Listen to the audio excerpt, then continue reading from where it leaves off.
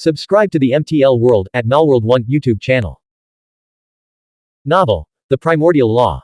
Volume 2, Julie Insect Valley. Chapter 229, Burial Immortal Town. 2nd of Volume 2. Translator, Shadow Knight AK. Editor, Shadow Knight AK. To the east of Zhangxian, Burial Immortal Town, the Shui River, 200 foot wide, plunges as though broken off, forming a spectacular cliff waterfall like the severed head of a giant dragon. This is how the place got its name, Dragon-Slaying Mouth. The Julie tribe, after dredging up coffins from another world in the Blood Sea coffin dock, must carry them across 200 miles of the perilous Death Spirit Mist domain, then climb a narrow path of stone steps to reach Dragon-Slaying Mouth. Only here can they board the massive warships already prepared to transport the otherworldly coffins downstream to the various tribal cities. As Shi Zhoujai stepped into Zhangxian town, the gray mist cloud shrouding the three of them dispersed. Bang! Bang! Li Weiyi and Xuanhuan were thrown down onto the ground. Respectful greetings to Master. Three martial masters from the Earth Wolf King army, Xing Wangxing, Fang Tong, and Yan Qingqing, hurried forward and bowed deeply to Shi Zhoujai. They had arrived in Zhangxian town a day earlier, leading over 1,000 soldiers, and had already slaughtered more than 200 Julie tribesmen who were stationed in town to provide support, food, supplies, and docking. The corpses had been piled up in the marketplace into a bloody little mountain.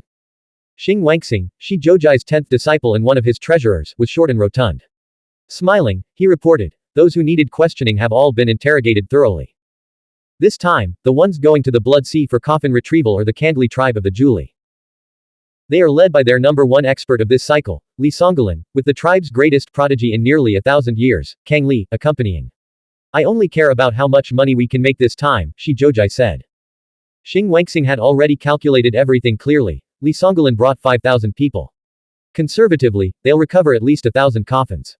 If we seize them all, even 1,000,000 Yongquan coins would be a modest estimate. They say otherworldly coffins are so costly that only great cultivators can afford to dabble in them. Truly treasures worth a fortune, yielding massive profits with no capital investment. Shi Zhoujai's mood brightened considerably. Xing Wangxing added with a sycophantic grin, "If there are especially rare coffins among them, a single one could sell for 1,000,000 Yongquan coins, equivalent to 10 million in silver. Moreover, only a future tribal chief is entitled to bear the tribe's name. If we can capture Kang Li, won't the Kandli tribe obediently pay another 1,000,000 Yongquan coins in ransom?" Shi Zhoujai's mood soared. The long journey seemed worthwhile after all. Yan Qingqing, about 27 or 28, possessed a voluptuous and graceful figure, with flirtatious eyes full of watery charm. Of a canine-type mixed blood race, her furry ears twitched, and a fiery red tail swayed from beneath her skirt. She coyly reminded him, "Master, our main purpose this trip isn't just for money." "Who says it isn't? I, for one, am here for money. Tens of millions in silver, how could Shi Zhoujai not be tempted? Even sect masters of colossal clans like Longmen or Zuoqiu, who ruled entire provinces, would covet such wealth. To maintain an army this large, how could it be done without provisions and pay?" After being hurled to the ground, Li Weiyi quickly rose, noticing Shi Zhoujai and the other three had withdrawn to speak in secret. His eyes swept the surroundings swiftly. All around were burly men in brown monk-like robes, most armed, with a few hulking half-beast, half-human creatures making up about a tenth.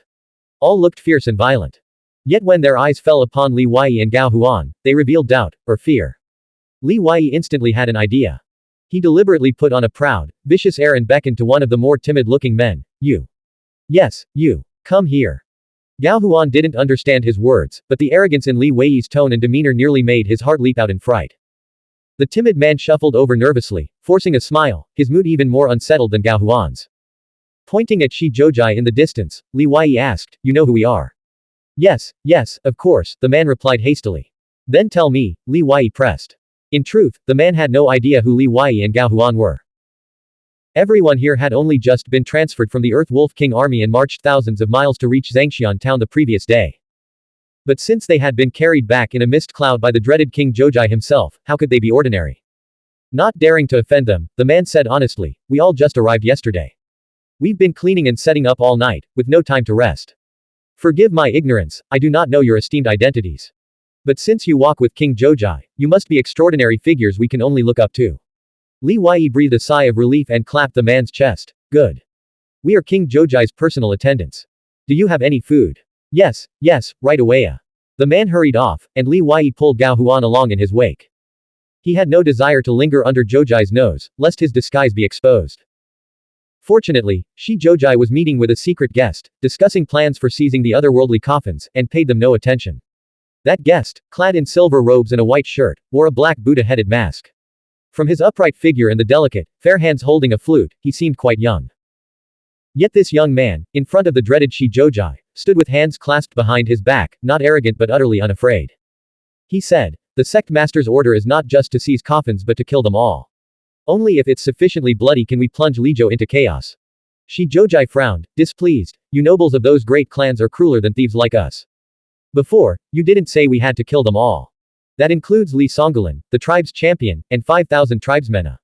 The masked guest sneered. "What's wrong? You're afraid. Afraid of stirring up the old monsters of Juli Mountain and Juli City." Shi Jiuzhai shook his head. "What I mean is, coffin plundering has its price, killing has its price. Add more money. A." Led by the timid man, Li Wei and Gao Huan feasted in the Earth Wolf King Army's crude cookhouse, quickly restoring their strength and spirits. While Gao Huan stuffed food into bundles to prepare for escape, he whispered, "On the way here, I saw the town square, blood everywhere, corpses piled high. It was terrifying. These people are no Buddhists. We need to get out, fast." Li Wei replied, "Their monk-like robes are all brand new, clearly made recently." Knowing only they themselves would wear such garments, Jiuzhai mistook us as his men. "If I'm right, those 3 eaten by the thousand-headed dragon vine were indeed scouts sent out. Also, though they call themselves the Earth Wolf King Army, their discipline is chaotic, their aura fierce and unruly. They are not a proper army. And third, I've observed, this abandoned town is sealed at every exit. Escaping unseen will not be easy. If we're caught, even our flimsy cover will be gone." Gao Huan was astonished. "On the way, all I thought about was food. I didn't expect you to notice so much." "Not just that," Li Wei continued, "they've hidden themselves here for one purpose, to ambush the coffin bearers. From the pace I calculated earlier, that team will arrive in no less than 2 hours. Then I get it." Gao Huan said, "When the fighting breaks out, that's our chance to slip away." "Exactly." But Li Wei frowned. "But one thing I don't get, with so many hiding here. How do they avoid detection? That coffin-bearing team surely has experts with keen senses." Meanwhile, at the corpse mountain in the town center, Shi Jiuzhai formed seals with his hands, exhaling a breath of gray mist that spread outward. A nearly transparent pearl emerged from his body, floating into the air above the town. Boom! His palm struck the ground. Flames of magical power surged into the earth, igniting the ground for tens of jong around. Heat waves roared through the streets. Blood qi steamed from the corpse mountain, rising like crimson smoke toward the hovering pearl. As it absorbed the energy, scripture-like glyphs radiated outward, until the entire Zhangxian town was shrouded in scripture. Spread the order. Wait until half the Kandli team arrives, before taking action, split them in 2 and kill them all. Leave no one alive. Shi Jiuzhai's cold, domineering voice chilled the air. From the nearby cookhouse, Li Wei overheard the order. His face turned grim. Now he understood. The timid man had only feared Jiuzhai's terrifying power and killing intent, and by extension feared those close to him. Kill them all, leave none alive. Just how many lives do they mean to take?